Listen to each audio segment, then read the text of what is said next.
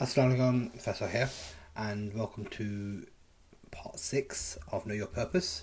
And so, this is the second part of the framework. So, we went through part 1 in the previous module, so this one we're going through part 2.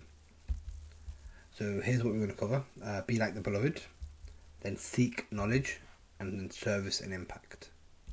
So, let's get into it. Be like the beloved. So, as you can see, it's the fourth part of the framework. So, who are the beloved? We have hundreds of prophet stories in the Quran. As a child, we love stories, so it resonates with our fitrah. And in marketing, as you know, I work in marketing, they say stories are 22 times more memorable than normal information. And each of these good stories is about good news or a warning, that whole pain and pleasure duality. So, we want to become like those Allah loves. So He loves those who are on their purpose, as we've established. And the prophets are the very epitome of those who have reached self-actualization, who have received Allah's pleasure. They are all examples for us to follow. What do they all have in common when you study the seerah or some of these stories?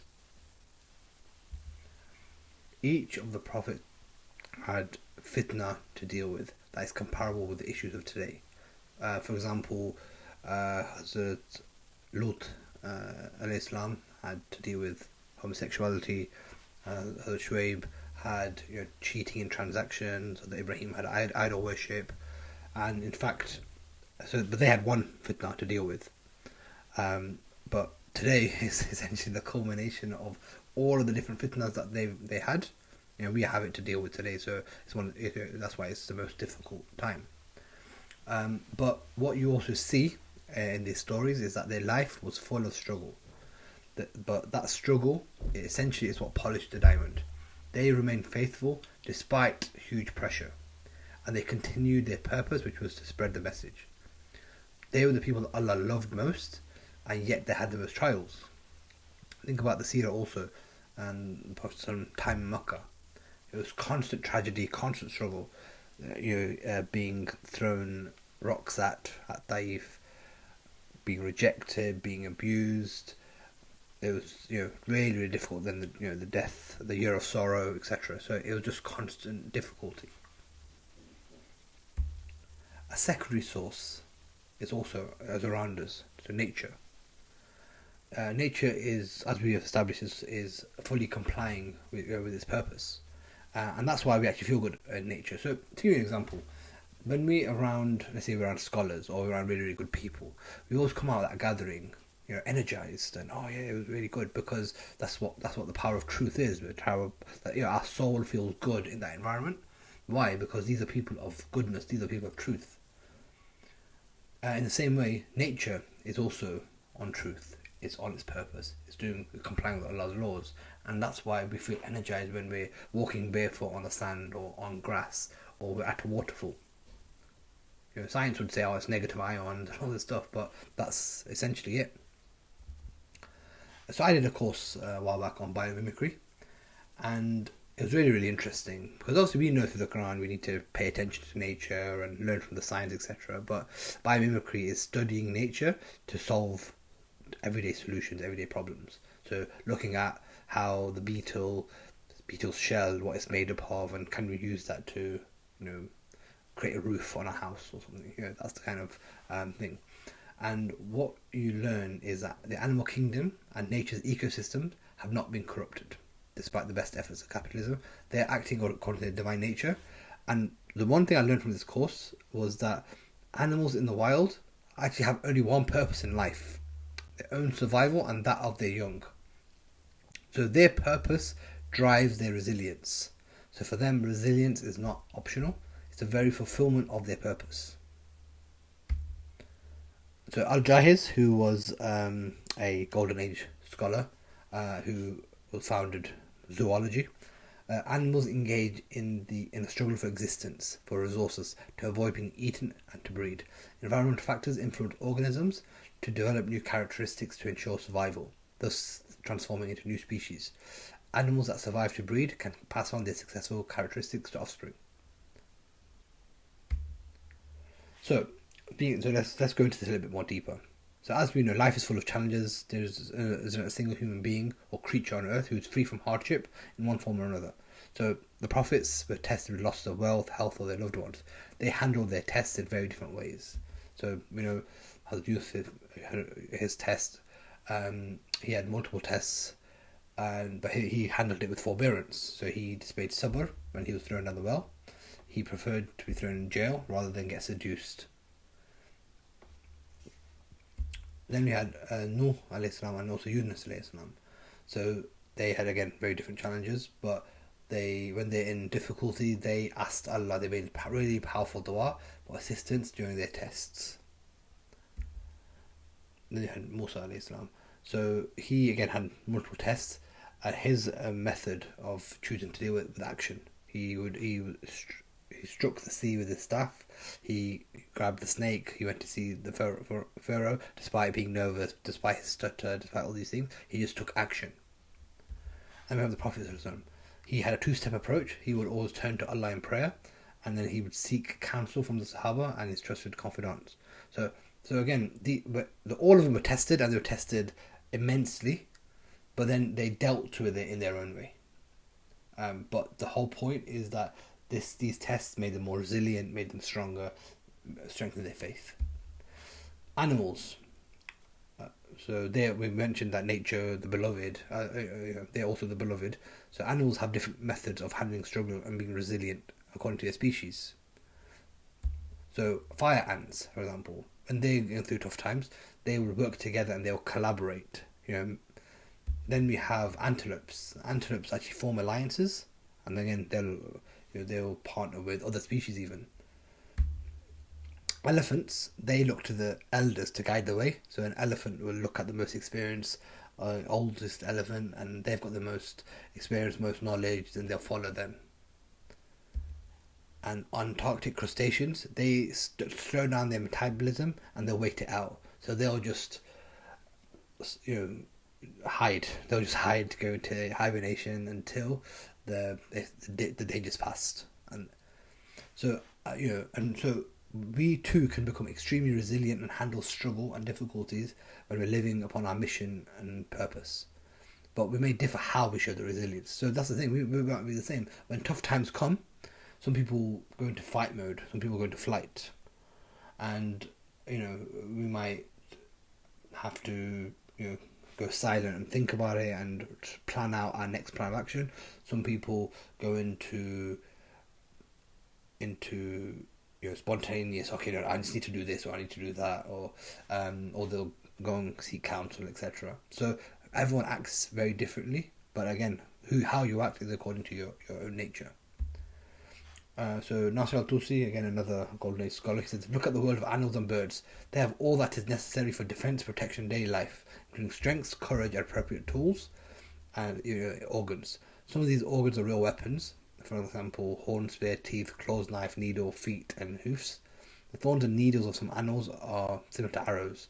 Animals that have no other means of defense, like the gazelle and fox, protect themselves with the help of flight and cunning.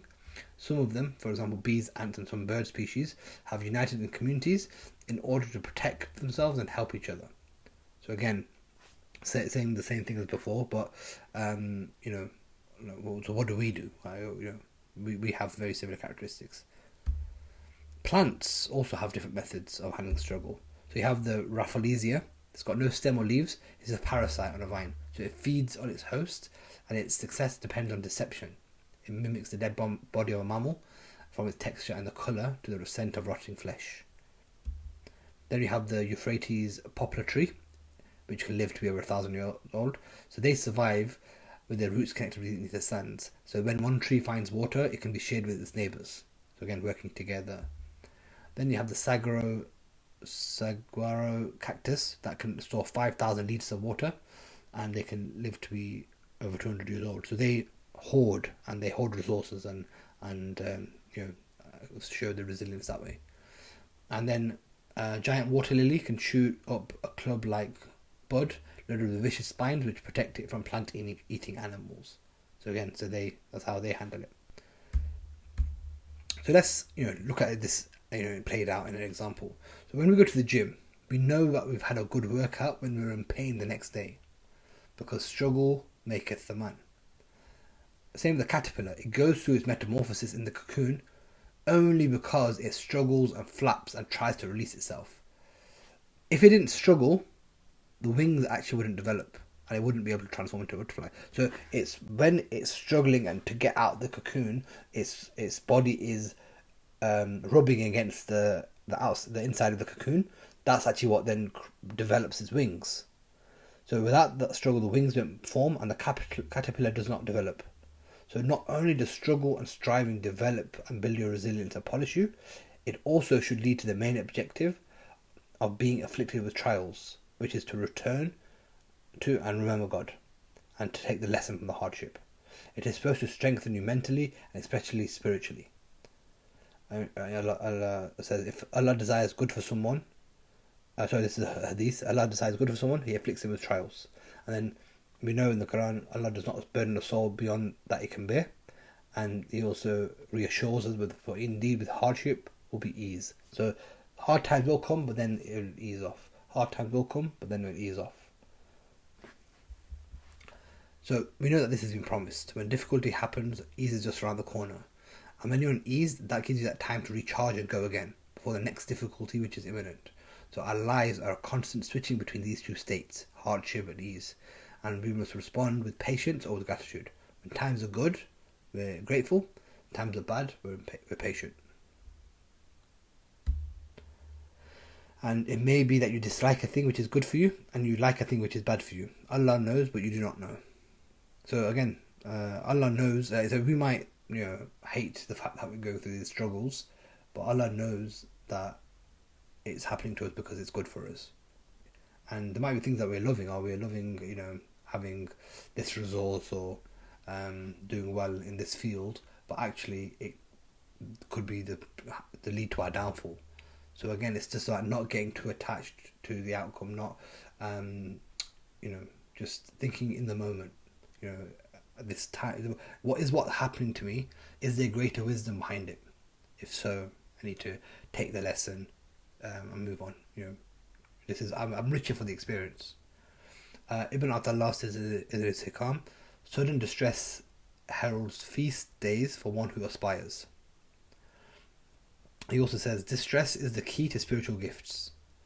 And then he says, you will perhaps find benefit in distress, which you have not been able to find in fasting nor in prayer. Therefore, when it descends upon you, defend yourself no longer, and do not be concerned with searching for some remedy, lest you drive away the good which comes toward you freely, and give up your will entirely to your Lord, and then you will see marvels. So again, this is saying, embrace the pain, embrace the struggle, embrace all these hardships, because the amount of barakah that's going to come your way, the amount of lessons that you're learning, the amount of ease that's going to eventually come out of it, you don't know. So don't moan, don't complain. It can be hard, but it's supposed to be hard. But Allah hasn't burdened you because if He's burdened you with it, it means you can bear it. It means you have got the skills and you've got the ability to handle it. Ibn Rajab also said that if a person truly realizes and understands the above, he will know that bounty that comes from Allah to a believer due to his trials is greater than the bounty that comes from Allah during his time of ease. So, all this is interesting. We might know this stuff, but it's hard to practice it sometimes when you're going through that struggle, that trial. Anas ibn Malik reported the Messenger of Allah, peace be and blessings upon him, said, I am amazed by the believer. Verily, Allah does not decree anything for the believer except what is good for him. So even that struggle, even that pain, even that trauma, even whatever you've gone through, you're going through, it is what's good for you. You don't know the big picture, but it's what's good for you. So this is an interesting diagram. Sitting with his companions, the Prophet drew a square in the sand. He drew a line in the middle of it, and then let it extend outside the square. And then he drew several small lines attached to that central line, pointing to each line. He said, so this is the human being. This square is his inevitable death. So the square is his death that encircles him from all sides. So this line which is outside the square is his hope. Right? So that's what he's hopeful for reaching that line outside the square. These small lines are the calamities and troubles which may befall him. And if one misses him, another will befall him. And if that misses him, a third will overtake him or will befall him. So what does that mean? It means that first of all, death is guaranteed. And the only thing that's guaranteed is that you're gonna go through calamities and trials. And if one misses you, the next one will get you. If that one misses you, then the next one will get you. It's guaranteed. We can't complain. We have to face it, and we have to embrace that it's actually good for us. It's making us learn something. It's actually needed and necessary for our ultimate purpose. What does all this mean for us? So how can you think yourself a great man when the first accident that comes along can wipe you out completely? That's Euripides. So, and it makes me think sometimes, today we're living in that kind of snowflake generation, and, people now, they break a nail, or they have a social media, calamity or something. Calamity, I use that word loosely, but they think it's the end of the world, and they're depressed, and they can't face the world, and this is it's just not on. It's not on. We have to. We're built of stronger stuff than that, and we have to again do justice to what Allah's given us and who we are as Allah's vicegerent. Allah hasn't made His vicegerent weak. He's made us strong, and these trials that come along make us stronger. That is our routine. That's our workout. So what we need to do is become anti-fragile. This is a concept where the more difficulty you go through, the more resilient you become. Trial actually makes you stronger. Things that are anti-fragile actually benefit from shocks, variation, randomness, and difficulty. So there's a good quote here. Some things benefit from shocks. They thrive and grow when exposed to volatility, randomness, disorder, and stresses, and they love adventure, risk, and uncertainty. Yet in spite of the ubiquity of the phenomenon, there's no word for the exact opposite of fragile. Let us call it anti-fragile. Anti-fragility is beyond resilient or robustness. The resilient resists shocks and stays the same. The anti-fragile gets better. So that's exactly who we need to become. That's exactly who we are, what we're capable of. When people go through difficulty, they learn, okay, now I know another way not to do it. And it needs to be a different way because that way didn't work. So that failure led to a better way of doing it. Okay, that one failed again and again and again. A really good story here actually is so a friend of mine he started a business in Amazon, same sort of time as me. He was young, he quit his job, he quit his university. So he's in his final year at university, but he quit to go all in on this Amazon thing. The problem was that when people, the same sort of people who started on the journey, some people got success with their first product. Some people with their second, some people with their third. So now this guy, he had 10 products in, every single one had failed. Another one failed. And bear in mind, each product launch might cost you between $2,000 to $10,000. So think about how much you're spending. It got to product 16, failure. But then product 17. So again, a lot of people advise him, oh no, maybe it's not for you, quit. He didn't. He carried on, and product 17 hit. Product 18 hit. Product 19. Basically, he never had another failure after that. So the point of it was that through those 16 failures, and all that, that money spent and the doubt and all this stuff might have crept in, he just kept going to the point where he figured out, okay, this is the formula that gets me success every single time. And so fast forward a year and a half, he got to the point where he was doing 2.5-3 million a month on Amazon. And now fast forward another few years later,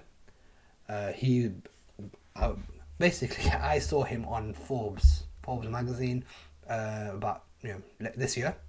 So in Forbes magazine, and I thought, oh my god, is that him? And then it was. Reached out to him. I said, oh, how's it going? And congratulations, because what the Forbes article was saying was that he's currently done a big deal where I think the company, he's got 120 million in investment.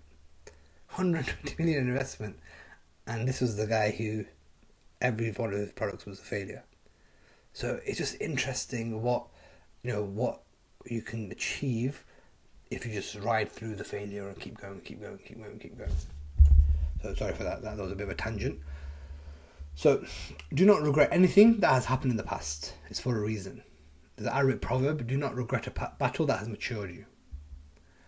Viktor Frankl, in Man's Search for Meaning, he also says that he was a prisoner in the Auschwitz camp, and in there, obviously, there was torture, there was abuse. You had no food. All you had was watery soup every day. So everyone's withering away.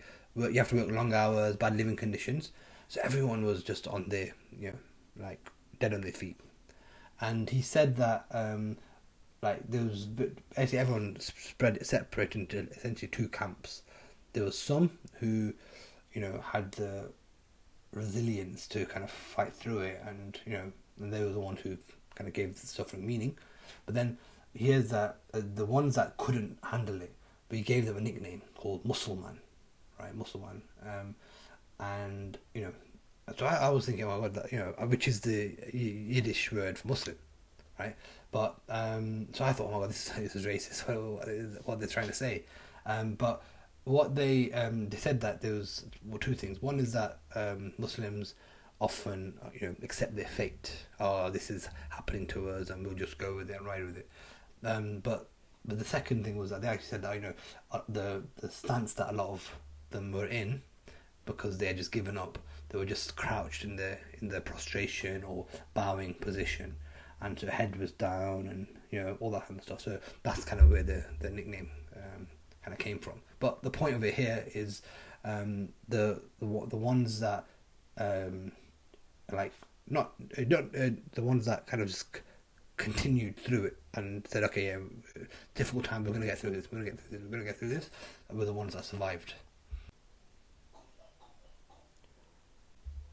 So the only ones that survived were the ones where they felt there was meaning behind their suffering. So how do we understand suffering? We can choose the meaning we give to any type of suffering. So even though you don't have the control of situations, you have control of something always, which is your inner self, your spiritual self. How do you respond to this bad situation you're in? There's an element within us, deep within us, that allows us to transcend suffering, where we go beyond the material and become spiritual, where we become immune or are able to handle these things. Our true essence. This is what gives us growth and toughness. So this book obviously doesn't tell us why we suffer, but Islam does. It tells us life is a test, and we'll be challenged. Our Creator is there with us. He's in control. We're not alone. We always have someone to rely on, someone to turn to at all times. Gold is tested with fire, and the believer is tested with trials. Ali ibn Talib said that. Just as clay needs to go through intense heat to become strong, love can only be perfected in pain. So that's Shams Tabrizi. Stay the spiritual fire, let it cook you. Rumi. He also said, how long will you boil in fire? I said, until I'm pure. Rumi. So the next stage, seek knowledge. So this is the fifth element of this framework. Seeking knowledge is an obligation on every Muslim. So Adam was taught the name of all things. Right? Just the fact that he was taught the name of all things shows you the potential that we have. We have a capacity beyond what you'd really think. We have the highest spec computer or car you can think of, but we just haven't been given the instruction manual on how to maximize it and use it. Which is why we're not using it to its best potential. We are learning creatures, and developing ourselves in this world is preparing us for our stay. Remember, Allah knows what we do not know. We have been given our intellect for a reason, and the Quran is constantly imploring man to think, reflect, ponder. Is that by accident? Because he could have just made us angels. Knowledge is mentioned 950 times in the Quran. Allah has given us this capacity for a reason.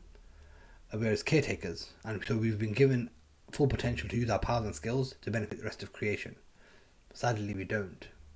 Doing justice to what Allah has given us is to always be learning, with a view to benefiting others, growth, development, and to fulfill our potential fully. If you're not growing, you're dying. If you're not growing, you're dying.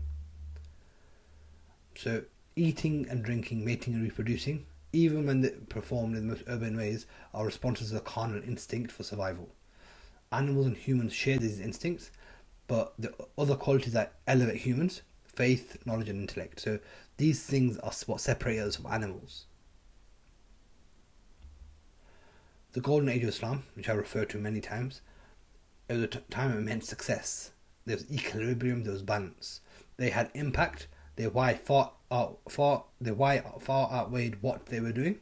They constantly sought to learn, and they were polymaths. This is what's possible if we do our own intellect justice. The very ethos of Islamic civilization was having knowledge and learning at the very centre of their purpose. Faith and reason worked hand in hand. They understood that they want to get to know Allah, and the way they can get to know Allah is by studying His creation. If you study what the Creator has created, we can get to know the Creator better. And that's what led them to new inventions and new discoveries. So the desire to know our Lord, what led them to study so extensively all of the names of the things that the Creator made. Rumi said, God's purpose is for man to acquire a seeing eye and an understanding heart. And that's never has that been more important than today, because we're living in a very deceptive world. So for us to be able to see and understand, that means something different. Maybe we don't have to think logically now. We have to think with something else. This is the most important. This is where the know yourself to know God statement comes in. Yeah. So to know God and how God has described Himself to us, it is 99 names. So As-Sabur, Al-Hakim. So He's all of these things to an infinity, right? So He is the wise. He is the most patient, the most wise, the most powerful. But when we talk about essence and how Allah has created us, there's, if you look at the 99 names, all of those, a large percentage of them, we are capable of as well. So we are capable of being wise. We are capable of being creative. We are capable of being patient. We are capable of... So it's the moment, the macro-micro thing again. Allah has created with His spirit and all of these things. So this is why it's, we need to really, really understand how powerful we really are, how much potential we really have, what Allah intended for us, and we need to stop playing small. Knowledge without action is vanity, and not action without knowledge is insanity. So one of the signs of the end times is that people will learn other than for the sake of God. So that's today, right? We actually have people are learning and doing a lot of education or schooling, but how much of it is for the sake of God? Imam Ghazali, obviously he identified two desires as the key to the salvation of the heart. The desire for food and lust. If you can control these two, which take you towards evil, then you have the discipline necessary. So obviously for him, seeking knowledge was the chosen way of being able to control your two desires, because knowledge is power. The intellect is what advises the heart. Self-discipline and empowerment. Growth. Be a scholar, be a student of knowledge, be a helper of those of knowledge, or be a lover of those. Prophet Muhammad Sallallahu Alaihi Wasallam. Another hadith. Marry a woman who is seeking knowledge. If she is not a seeker, then marry a woman who loves knowledge.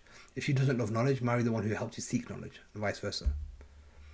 From Urwa, I said to Aisha, in context of being impressed by her vast knowledge, you acquired knowledge of the Sunan from the Messenger of Allah and you took poetry and Arabic from the Arabs. What of medical treatment? Who did you take that from? She replied, the Messenger of Allah would frequently get sick towards the end of his life, and doctors would visit him for treatment. I learned it from them. So again, you can learn knowledge from anywhere, learn knowledge from experts, etc. It doesn't have to be, it's about beneficial knowledge. Be open to all types of knowledge. Among other points of benefit, the knowledge of Aisha, the humanity of the Prophet, the importance of Jahiliyyah poetry and of medicine. We can see in this hadith that not all knowledge is sourced from revelation. Some knowledge are human endeavour and are taken from experts in their respective fields.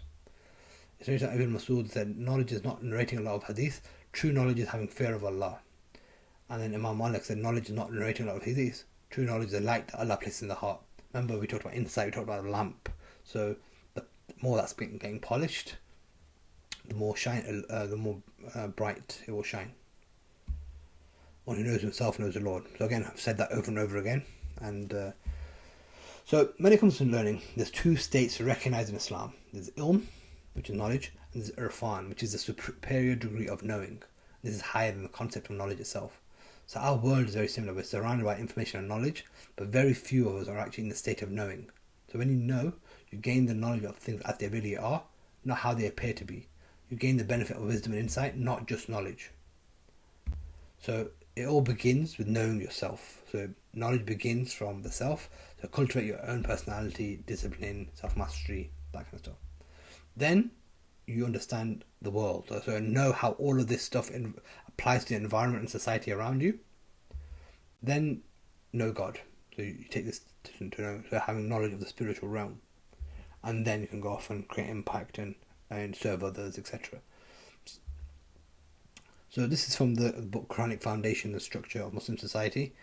This framework to get to this state of irfan, to this state of knowing. Start with knowing yourself, then know the world, and then know God. To know is a deep core desire, as we know. Our whole life journey is a process of knowing oneself, knowing the world around us, and then to know our Lord, which is what we're all striving for. And this growth is what leads us to fulfilling our purpose and potential. Service and impact. So this is the final stage of the framework. So we all have a contribution to make. So we're not just our jellyfish, as we mentioned in the first module. We're not here just to consume, we are created to serve, to add value. We were created for this important task. If we do not do the very thing we've been put here to do, it just means it doesn't get done. Remember, the Ummah is a body. Now imagine if they stopped working together. The brain said, I want Brexit. I want to live for myself. I don't want to serve others. I've got to do what's best for me. What will happen? The body will die. So if you're unwilling to serve the greater good, then don't wonder why the Ummah is dying and why we're the weakest we've ever been. We have to work for each other. This is not a nice to do, this is a must do. This is part of our very function and will allow us to reach our potential. First, we have to accept that before we think of excuses like, we're in a job and we're not able to serve in the way we want to. The first stage is to accept and understand this is your real purpose in the world. Remember, the end game is afterlife. What do you want to be able to bring to the table when that conversation happens? And it will happen. And we know it will happen. So, when we go to an interview and we've got a CV, they don't really care about the CV now. Okay, you've got a degree, you've got this experience. They all want to know extracurricular activities, work experience. These are all the things that you're bringing to the table, right? So we want to make sure that what we're bringing to the table is full of added value, things that actually are relevant and make a difference, not meaningless stuff. Remember the human needs. We discussed that in the second or third day. 3 of them. We have service, significance, contribution, and the mission, or you serving, covers all of them in one go. So every creature ever made has a special area of expertise. When we do the next phase, we're going to be going into this stuff. Some animals run fast, others swim, some fly. Each has a role to play in the ecosystem. That's why everything works perfectly. If you take one role away, like the bees, it completely destroys society.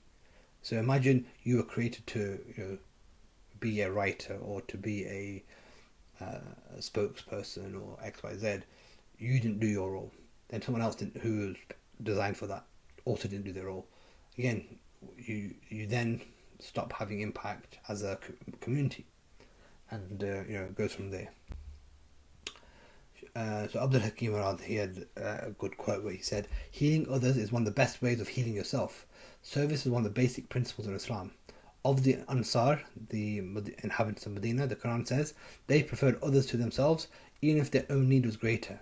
So taking in refugees, asylum seekers, dealing with community issues, helping out people who are suffering, even if we have endless problems ourselves, we should be in those spaces. Because there is a certain cleansing of the soul that comes about by means of service. Before an architect designs a building, the first question he asks is, what is the building's purpose? Because the intended function determines the design and form of the building. When Allah created us, He said, "Kun fayakun, be, and it is." So in the same way, when Allah made us, He created us specially to perform a certain function, and He gave us the skill to do it. Every single day of your life ended up shaping you towards eventually fulfilling your role. The Prophet didn't get his mission until the age of 40. But the entire way he lived up to that point was getting him ready to be able to handle such a big mission. The loss of his parents taught him how to deal with tragedy and trauma. Working in business taught him ethics and gave him a trustworthy reputation. Being a shepherd taught him leadership. So everything that he went through helped him in his overall mission in some way. Same with you. Maybe everything that you've been through is leading towards this overall mission that you actually have. God never wastes anything. You would not have been given unique abilities, talents, gifts, personalities, and experiences if they were not intended to be used for some greater purpose. So we really need to understand and identify these core factors to discover God's will for our life and to really reach our true purpose, which is to fulfill our immense potential. Everyone is unique. No one has the exact same mix of factors that makes you unique. No one else on earth will ever be able to fulfill the exact role that God planned for you. So if you don't make your unique contribution, it simply won't get made. Worshipful service is the fruit of knowledge, the benefit of life, the income of strong servants, the stock in trade of the saints, the path of the truly devout, the allotted portion of the mighty, the goal of those endowed with aspiration, the emblem of the noble, the vocation of real men, and the choice of those with faculty of vision. It is the way of good fortune and the path of the garden of paradise. Imam Ghazali. So, action items. How do you show resilience? Fill out the resilience worksheet. So the other things we'll cover in future. And I'll leave you with this. When heaven is about to confer a great responsibility on any man, it would exercise his mind with suffering, subject his sinews and bones to hard work, expose his body to hunger, put him to poverty, place obstacles in the path of his deeds, so as to stimulate his mind, harden his nature, and improve wherever he is incompetent. That's it for this one, and I'll see you on the next one.